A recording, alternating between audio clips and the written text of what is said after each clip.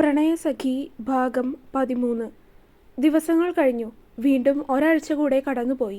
ശിവ ഇപ്പോൾ വർണ്ണയോട് അധികം അങ്ങനെ ദേഷ്യപ്പെടാറില്ല, അധികം സംസാരിക്കാറില്ല എന്നും പറയാം. അതിന് ഒരു പരിധിവരെ കാരണം മിഥുനാണെന്ന് പറയാം. മിഥുനെന്ന് അങ്ങനെ പറഞ്ഞതിന് ശേഷമാണ് ശിവ അവളോട് കുറച്ചെങ്കിലും ഒന്ന് മയത്തിൽ പെരുമാറാൻ തുടങ്ങിയത്. അന്ന് അവൻ അങ്ങനെ പറഞ്ഞതിൽ പിന്നെ വർണ്ണ അവൻ്റെ ഒരു കാര്യത്തിലും ഇടപെടാൻ പോയിട്ടില്ല. വർണ്ണ തൻ്റെ കാര്യം നോക്കി നിൽക്കും. ഭക്ഷണമൊക്കെ ഇരുവർക്കും ഉള്ളത് പാചകം ചെയ്യും. അവനോട് കഴിക്കാൻ വരാനോ കഴിക്കാതിരിക്കാനോ ഒന്നും അവൾ പറയാറില്ല. ആവശ്യമുണ്ടെങ്കിൽ അവൻ എടുത്ത് കഴിക്കട്ടെ എന്നുള്ള ഭാവമാണ് അവൾക്ക്. അടുക്കളയിലേക്കോ മറ്റോ എന്തെങ്കിലും സാധനം ആവശ്യമുണ്ടെങ്കിൽ അതിൻ്റെ ഒരു ലിസ്റ്റ് എഴുതി അവൾ ടേബിളിൻ്റെ മുകളിൽ കൊണ്ടുവന്ന് വെക്കും. അവനത് കണ്ടാൽ എടുത്തു നോക്കി സാധനങ്ങളൊക്കെ വാങ്ങിക്കൊണ്ടുവരും. അതാണ് പതിവ്. അങ്ങനെ സാധാരണ പോലെ തന്നെ ദിവസങ്ങൾ കടന്നുപോയി. ഇന്ന് രാവിലെ ഉണർന്നപ്പോൾ മുതൽ ശിവ എങ്ങോട്ടോ പോകാനുള്ള തിരക്കിലാണ്. രാവിലെ ഒരു 10 മണി സമയമായപ്പോഴേക്കും അവൻ പോകാനായി ഇറങ്ങി. രാവിലെ മുതൽ അവൻ എങ്ങോട്ടോ പോകാൻ റെഡിയാകുന്നത് വർണ്ണ കാണുന്നുണ്ട്.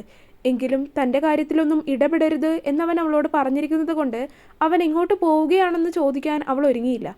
അവൻ്റെ കാര്യങ്ങളിലൊന്നും ഇടപെടണ്ട എന്ന് പറഞ്ഞിരിക്കുകയാണല്ലോ, അതുകൊണ്ട് അവൾ അതിലേക്ക് കൂടുതൽ ഇടപെടാൻ പോയില്ല. പക്ഷേ പോകാനിറങ്ങുന്ന സമയം വർണ്ണയോട് പറയാതെ പോകുന്നത് ശരിയല്ല എന്ന് ശിവയ്ക്ക് തോന്നി. വർണ്ണ അടുക്കളയിൽ എന്തൊക്കെയോ ജോലി ചെയ്ത് നിൽക്കുകയാണ്. അവൻ പോകാനായി മുന്നിലെ വാതിൽ വരെ എത്തി. ആദ്യം അവളോട് പറയാതെ പോകാമെന്ന് വിചാരിച്ചു. എങ്കിലും ഇനി വരാൻ താമസിച്ചാലോ എന്ന് കരുതി അവളോട് പറഞ്ഞിട്ട് പോകാമെന്ന് കരുതി അവളുടെ അടുത്തേക്ക് അടുക്കളയിലേക്ക് അവൻ നടന്നു. എന്നാൽ ഇവൻ പോകാനിറങ്ങിയതും ഒന്നും അറിയാതെ വർണ്ണ അടുക്കളയിലെ കാര്യമായ ജോലിയിലാണ്. അവൻ അടുക്കള വാതിലിൻ്റെ മുന്നിലെത്തി ഒന്ന് ചുമച്ചു. അവൻ്റെ ചുമ കേട്ടതും വർണ്ണ തിരിഞ്ഞു നോക്കി. വാതിലിനടുത്ത് അവൻ നിൽക്കുന്നത് കണ്ടതും അവൾ അവനെ എന്താണെന്ന രീതിയിൽ തിരിഞ്ഞു നോക്കി. ഞാനൊരു സ്ഥലം വരെ പോവാണ്, ചിലപ്പോൾ വരാൻ അല്പം ലേറ്റ് ആകും. സോ രാത്രി ആയാലും വാതിലടച്ച് കിടക്കണം. പിന്നെ ആര് വന്നാലും വാതിൽ തുറക്കണ്ട. I have spare keys with me. So ലേറ്റായിട്ട് വന്നാലും ഞാൻ അതുപയോഗിച്ച് വാതിൽ തുറന്നകത്ത് കയറിക്കോളാം. You can sleep. ഒറ്റ ശ്വാസത്തിൽ ഇത് മുഴുവൻ അവളോട് പറഞ്ഞ് അവൻ വേഗം തന്നെ തിരികെ നടന്നിരുന്നു. വർണ്ണയാണെങ്കിൽ അവൻ്റെ പെട്ടെന്നുള്ള പെരുമാറ്റത്തിൽ ഇവിടെ ആരാ പടക്കം പൊട്ടിച്ചത് എന്നുള്ള എക്സ്പ്രഷൻ ഇട്ടുകൊണ്ട് അവനെ തന്നെ നോക്കി നിൽക്കുകയായിരുന്നു. അവൾക്ക് പെട്ടെന്ന് അവൻ വന്ന് പറഞ്ഞത് എന്താണെന്ന് മനസ്സിലായില്ലെങ്കിലും പിന്നീട് കത്തി. അവൻ പോയതിന് പിറകെ അവൾ വാതിൽപ്പടി വരെ ചെന്നു.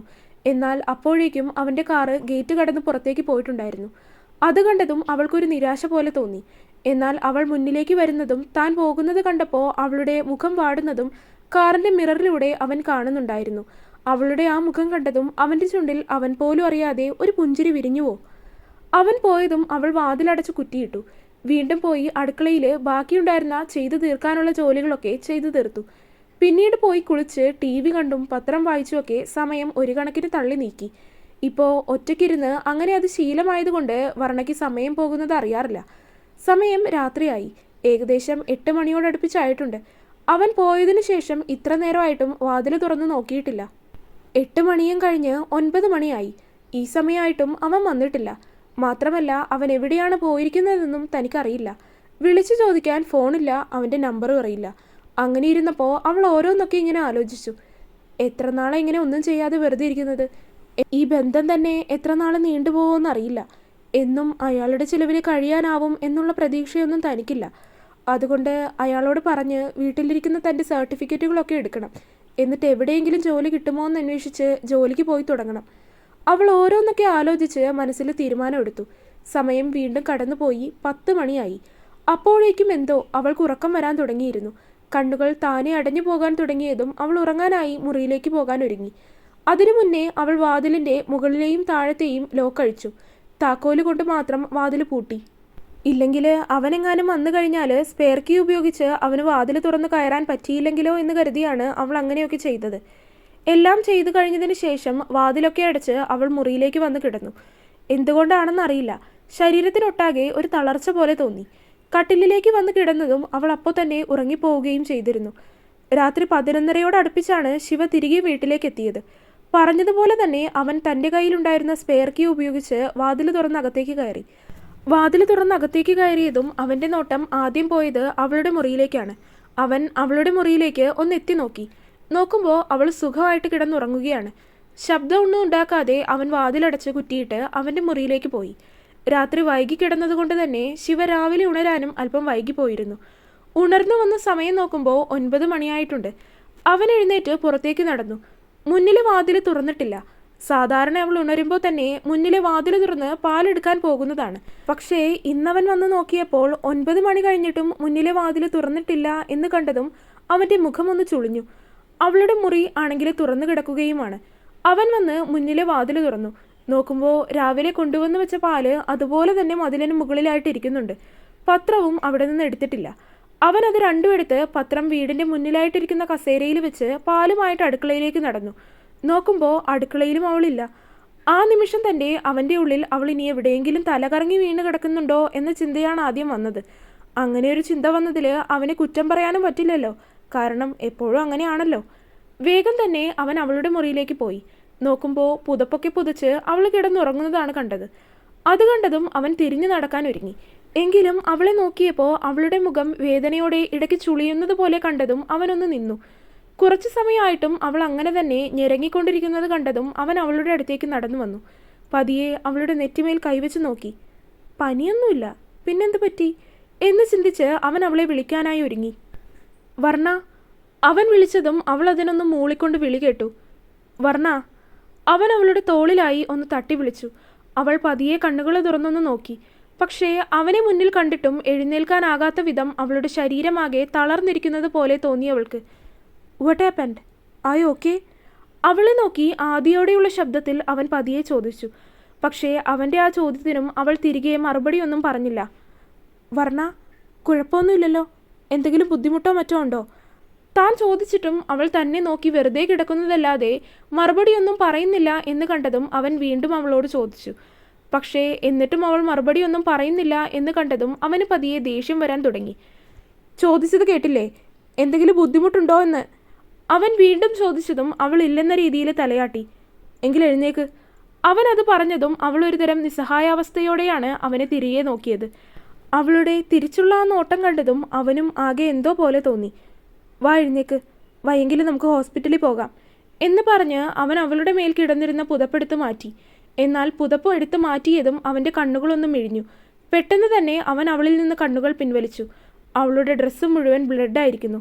മാത്രമല്ല ലൈറ്റ് പിങ്ക് നിറത്തിലെ ബെഡ്ഷീറ്റിലും ചോര പടർന്നിരിക്കുന്നു. അവൾ കണ്ണുകൾ ഇറുക്കി അടച്ചു കളഞ്ഞു. അവനാണെങ്കിൽ ഒരു നിമിഷം എന്ത് ചെയ്യണമെന്ന് പിടികിട്ടിയില്ല. തനിക്ക് പീരിയഡ്സ് ആണോ? അവൻ അലിവോടെ അവളോട് ചോദിച്ചു. പക്ഷേ അവൾ അതിന് ഉത്തരവൊന്നും പറഞ്ഞില്ല. അടഞ്ഞു കിടക്കുന്ന അവളുടെ കണ്ണുകളിൽ നിന്ന് മിഴിനീർ ഒഴുകിയിറങ്ങി. വർണ്ണ, കരയല്ലേ? അവൾ കരയുന്നത് കണ്ടതും അവനെന്തോ വല്ലാതെ തോന്നി. മനസ്സാകെ നോവുന്നത് പോലെ. എടോ, കരയല്ലേ? തൻ്റെ കയ്യിൽ സാനിറ്ററി നാപ്കിനൊന്നും ഇല്ലേ? അവൻ അവളോട് തിരികെ ചോദിച്ചു. എന്നിട്ടും അവളൊന്നും മിണ്ടിയില്ല. അപ്പോഴും അടഞ്ഞ അവളുടെ കണ്ണുകളിൽ നിന്നും കണ്ണുനീർ ഒഴുകിയിറങ്ങിക്കൊണ്ടിരുന്നു. അവൾക്ക് അവനെ നോക്കാൻ പോലും ബുദ്ധിമുട്ട് കാണും എന്നവന് മനസ്സിലായി. മാത്രമല്ല കയ്യിലൊന്നും ഇല്ലാതെയാണ് വർണ്ണ ഈ വീട്ടിലേക്ക് കയറി വന്നത്. അന്ന് സാധനങ്ങളൊക്കെ വാങ്ങാൻ പോയിട്ടും അവൾ ഇങ്ങനെയുള്ള സാധനങ്ങളൊന്നും വാങ്ങുന്നത് കണ്ടില്ല. മറ്റൊന്നും ചിന്തിക്കാതെ അവൻ വേഗം തന്നെ വണ്ടിയുമായി പുറത്തേക്ക് പോയി. ആ സമയവും അകത്ത് അവളുടെ മിഴികൾ തോരാതെ പെയ്തുകൊണ്ടിരിക്കുകയായിരുന്നു. പുറത്തു പോയ അവൻ വേഗം തന്നെ ഒരു കവറിൽ അത്യാവശ്യം അവൾക്ക് ആവശ്യം വേണ്ടി വരുന്ന സാധനങ്ങളൊക്കെ വാങ്ങി തിരികെ വേഗത്തിൽ വന്നു. വാതിൽ തുറന്ന് അകത്തേക്ക് കയറുമ്പോൾ തന്നെ അവൾ അപ്പോഴും അതുപോലെ തന്നെ കട്ടിലിൽ കിടക്കുകയാണ്. എന്തോ അവൻ ആ കിടപ്പ് കണ്ട് വല്ലാതെ തോന്നി. അവളുടെ നിസ്സഹായ അവസ്ഥയാണത്. അവൻ അകത്തേക്ക് കയറി വന്നു. വർണ്ണ, ദാ ഇതിൽ തനിക്ക് ആവശ്യമുള്ള എല്ലാ സാധനങ്ങളും ഉണ്ട്. വേഗം പോയിട്ട് ഈ ഡ്രസ്സൊക്കെ മാറി ഒന്ന് കുളിച്ച് ഫ്രഷായിട്ട് വാ. അവൻ ആ കിറ്റ് അവളുടെ അരികിലേക്ക് കട്ടിലിലേക്ക് വെച്ചുകൊണ്ട് വാതിലടച്ച് പുറത്തേക്ക് പോയി. അകത്ത് അവൾക്കാണെങ്കിൽ വയറ് നന്നായിട്ട് വേദനിക്കുന്നുണ്ടായിരുന്നു. അതുകൊണ്ട് കട്ടിലിൽ എഴുന്നേറ്റിരിക്കാനോ അവിടെ നിന്ന് എഴുന്നേൽക്കാനോ പോലും പറ്റുന്നില്ലായിരുന്നു. അവൾ പതിയെ കട്ടിലിൽ എഴുന്നേറ്റിരുന്നു. അപ്പോഴാണ് വാതിലിൽ വീണ്ടും കൊട്ട് കേട്ടത്, കൂടെ അവൻ്റെ ശബ്ദവും. വർണ്ണ, ഞാനൊന്ന് അകത്തേക്ക് വന്നോട്ടെ? ആ കവറിലൊരു സാധനം ഉണ്ടായിരുന്നു, അതെടുക്കാൻ വേണ്ടിയിട്ടാണ്. ആ. അവൻ പറയുന്നത് കേട്ടതും അവൾ അടഞ്ഞ ശബ്ദത്തിൽ അവന് സമ്മതം പറഞ്ഞു. അവൻ വാതിൽ തുറന്ന് അകത്തേക്ക് വന്ന് കട്ടിലിലായിരിക്കുന്ന വർണ്ണയെ ഒന്ന് നോക്കി. ശേഷം അവൻ കൊണ്ടുവന്ന് വെച്ച ആ കവറിൽ നിന്നും അതിലുണ്ടായിരുന്ന ഹോട്ട് ബാഗ് എടുത്ത് വീണ്ടും പുറത്തേക്ക് പോയി വാതിലടച്ചു. പക്ഷേ അവൻ അവിടെ വരുന്നതും ആ കിറ്റ് തുറക്കുന്നതുമൊക്കെ അവൾ കാണുന്നുണ്ട്. എങ്കിലും അവനെ നോക്കാൻ കഴിയാത്ത വിധം അവളുടെ തല താണുപോയി. അവളാകെ വല്ലാത്തൊരു മാനസികാവസ്ഥയിലായിരുന്നു. മുഖമൊന്ന് കൈകൊണ്ട് അമർത്തി തുടച്ച് അവൻ കൊണ്ടുവന്ന് വെച്ച കവറെടുത്ത് നോക്കി. അത് തുറന്നു നോക്കിയതും അവൾക്കാകെ അത്ഭുതം തോന്നി. Sanitary pad, tampons, menstrual cup, അങ്ങനെ പീരീഡ്സ് ആകുമ്പോൾ സാധാരണയായി പെൺകുട്ടികൾ ഉപയോഗിക്കുന്ന എല്ലാവിധ സാധനങ്ങളും അവൻ വാങ്ങിക്കൊണ്ടു വന്നിട്ടുണ്ട്. കൂടാതെ മറ്റൊരു പൊതിയിലായിട്ട് കുറേ ചോക്ലേറ്റ്സും ഉണ്ട്. പിന്നെ വേദനയ്ക്ക് വേണ്ടിയിട്ടുള്ള മെഡിസിൻസും ടാബ്ലറ്റും ഒക്കെ ഉണ്ട്. അവൾ അതിൽ നിന്നും ഒരു സാനിറ്ററി പാഡും കുളിക്കാനുള്ള ഡ്രസ്സും ഒക്കെ എടുത്ത് ബാത്റൂമിലേക്ക് നടന്നു. കുളിച്ചു കഴിഞ്ഞപ്പോൾ തന്നെ അവൾക്ക് ആശ്വാസം തോന്നി. അഴുക്കായിരുന്ന ഡ്രസ്സൊക്കെ എടുത്ത് ബക്കറ്റിൽ അലക്കാനായിട്ടിട്ടു. ശേഷം ബെഡ്ഷീറ്റും എടുത്ത് അലക്കാനായി മാറ്റിയിട്ട് പുതിയത് വിരിച്ചു. അപ്പോഴാണ് വാതിലിൽ വീണ്ടും കൊട്ടുകേട്ടത്. അവനാവുമെന്ന് അവൾക്കറിയാം. അവൾ പോയി വാതിൽ തുറന്നു. അവനെ നോക്കിയില്ല. ദാ ഇത് വെച്ചോ, വയറുവേദന കുറയും. തല കുനിച്ച് നിൽക്കുന്ന അവളുടെ നേരെ അവൻ ഹോട്ട് ബാഗ് നീട്ടിക്കൊണ്ട് പറഞ്ഞു. മറ്റൊന്നും ആലോചിക്കാതെ അവൾ അത് വാങ്ങി. അവൻ പോയതും അവൾ കട്ടിലിൽ വന്നിരുന്നു. കുറച്ചു സമയം വയറിൽ ഹോട്ട് ബാഗ് വെച്ച് കിടന്നു. അരമണിക്കൂറായപ്പോൾ തന്നെ വേദനയ്ക്ക് നല്ല രീതിയിൽ അവൾക്ക് ആശ്വാസം തോന്നി തുടങ്ങിയിരുന്നു. അങ്ങനെ കിടന്നു കഴിഞ്ഞ് പിന്നെ എഴുന്നേറ്റപ്പോഴാണ് നേരത്തെ അലക്കാനായി എടുത്തു വെച്ച തുണിയുടെ കാര്യം അവൾ കാണുന്നത്. അവൾ അത് അലക്കാമെന്ന് കരുതി ബക്കറ്റ് കയ്യിലെടുത്തു. പക്ഷേ ഇതെല്ലാം അലക്കാൻ വേണ്ടി മുറുക്കി പുറത്തേക്ക് ഇറങ്ങാനായിട്ട് അവൾക്ക് വല്ലാതെ തോന്നി. അവനെ ഫേസ് ചെയ്യാനുള്ള ബുദ്ധിമുട്ട് അവൾക്ക് നന്നായിട്ട് തന്നെ ഉണ്ടായിരുന്നു.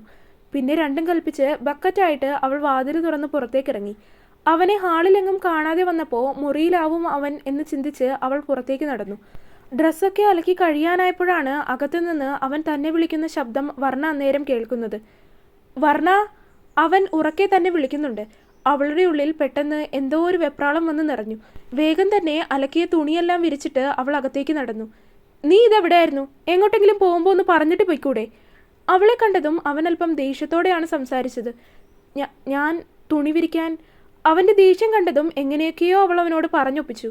ഒരു തുണി എന്ന് പറഞ്ഞ് അവൻ വെട്ടിത്തിരിഞ്ഞകത്തേക്ക് നടന്നു. എന്നാൽ അവൻ്റെ ഈ വെപ്രാളം പിടിച്ചുള്ള നടപ്പും തന്നോടുള്ള കരുതലും ഒക്കെ കണ്ടിട്ട് വർണ്ണയ്ക്ക് അവനോട് വല്ലാത്തൊരു ഇഷ്ടം തോന്നിപ്പോയി. ഒരു നിമിഷം അവൻ താൻ കാണുന്ന ഒരാളെ അല്ലാതെ ആയിപ്പോയി എന്ന് തോന്നി അവൾക്ക് അന്നേരം. തുടരും. അപ്പോൾ വീഡിയോ കണ്ടവരെല്ലാവരും വീഡിയോ ലൈക്ക് ചെയ്യുക. നിങ്ങളുടെ അഭിപ്രായങ്ങൾ എന്തായാലും അത് കമൻറ്റായിട്ട് അറിയിക്കുക. ചാനൽ സബ്സ്ക്രൈബ് ചെയ്യാത്തവരുണ്ടെങ്കിൽ സബ്സ്ക്രൈബ് ചെയ്യുക. അടുത്ത പാർട്ടായിട്ട് നാളെ വരാട്ടോ. ബൈ.